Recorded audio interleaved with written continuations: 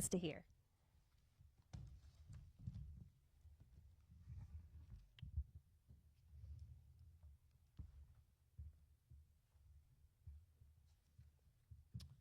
My name can you hear me? My name is Brent Allen, 75 years old. My address is 427 Kentucky Route 680 West, Eastern Kentucky 41622. This is not my first rodeo with the Kentucky Public Service Commission. I see some familiar faces. I heard you talk that you're not a intervener, but the Attorney General's office is. And just to let you know, in this week's Floyd County Chronicle, there was a half-a-page headline concerned you all and AEP and Kentucky Power. And the headline was, Kentucky Power customers due refunds under proposed settlement. You're probably not aware of that, or maybe you are. And it amounted to the overcharge to the consumers, some of you sitting here in the court room, at a tune of $17 million overcharging the poor people. Now, I'm thinking I'm not the sharpest tool in the box, but I just wonder how long that's been going on, and the word of the day is accrue interest. And why did it took the Attorney General's office to bring that to your all's attention? While I'm at it, the last time I was at the Frankfurt, I believe it was AEP was wanting to get rid of Kentucky Power to outfit out of Canada Liberty, if I'm right. So anyway, make a long story short, my purpose here is not to win friends and influence people, but just to tell you just a few things that you might need to know before you do anything about this application.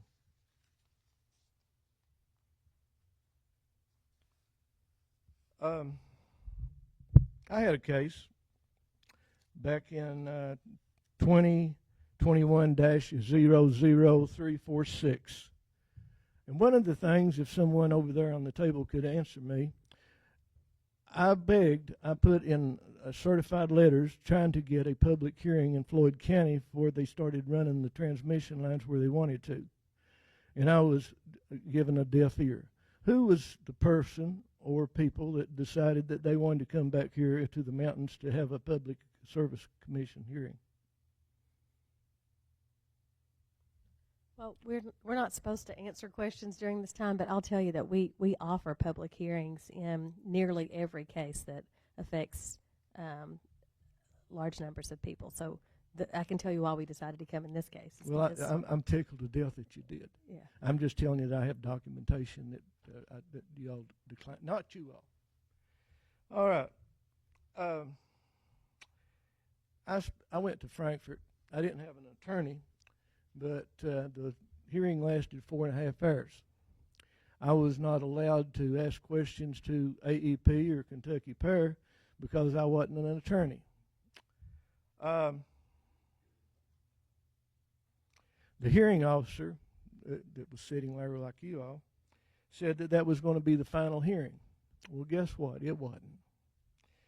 They allowed Seitz and Harbison, they were the attorneys for Kentucky Power, I guess they still are, to have all kinds of additional, anything they wanted to add to what their rights was in running lines or do this or moving transmission.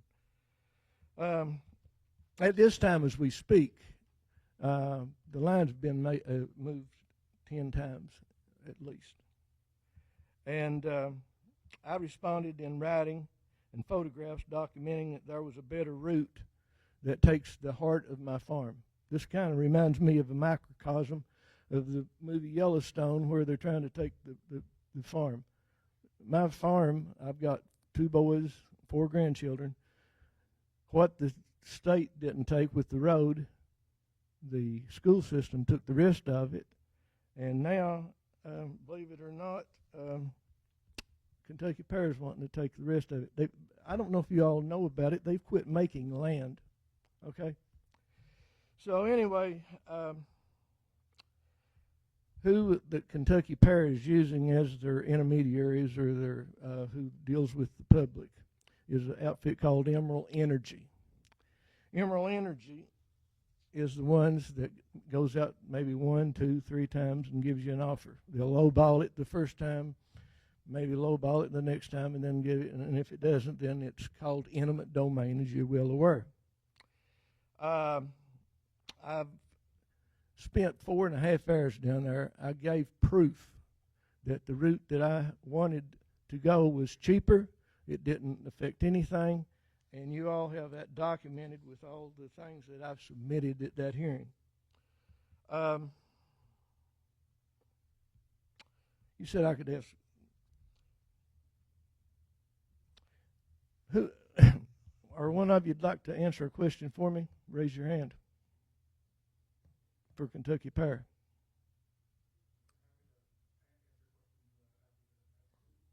But you won't answer them on the record. That isn't what we're here for, sir. I'm sorry. We're here to hear your comments. Okay. Well, my question is, they've blatantly told me that they could not change the route. I would think that you might look and contact Emerald Energy if they did not move a route that's close to Prestonsburg because of the political influence of the company or people that own that company. Also, while it's on my mind, if anyone here would like to join in a class action lawsuit later on, meet me in the back. All right.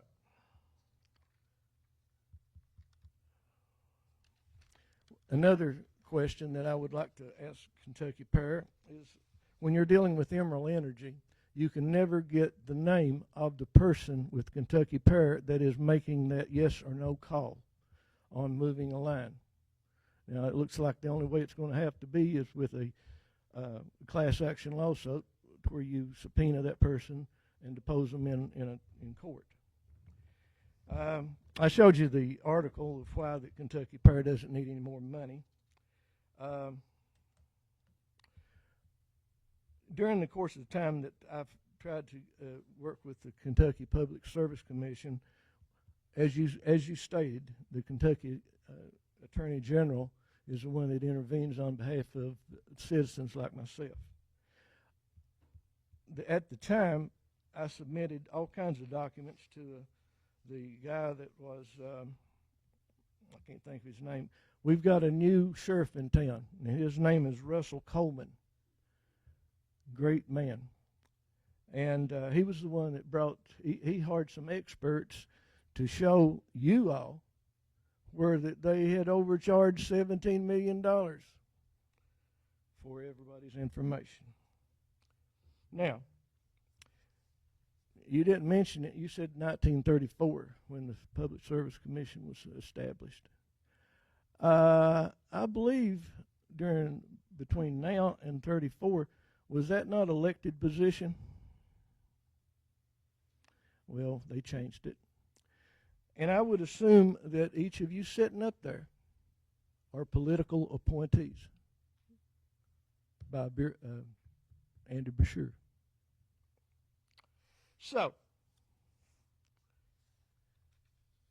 how does your purview affect us that's paying your all salary, the stockholders of Kentucky Power? And while I'm thinking about it, they used eminent domain in taking part of the farm, which they do, with the highway department. The other was the school. If you don't know it, folks, Kentucky Power is not a governmental agency. What they do, they have stockholders, and they have to make money off of us. Here is a little thing that I got off the federal website to show where that AEP, in 1 year's time, paid out $1,598,686 as far as a lobbyist in Washington, D.C. You have 1 minute. Anyway, I would like for you all to reconsider getting Kentucky Power to look at the line being moved, and also even though I can't ask you all questions, and I couldn't down there at Frankfurt. I've got sworn testimony by a gentleman by the name of Brian K. West, where that he misled the Kentucky Public Service Commission. And thank you for your time. And if any of the press would like to have me show you these documents, I'd be more than happy. Thank you for your time.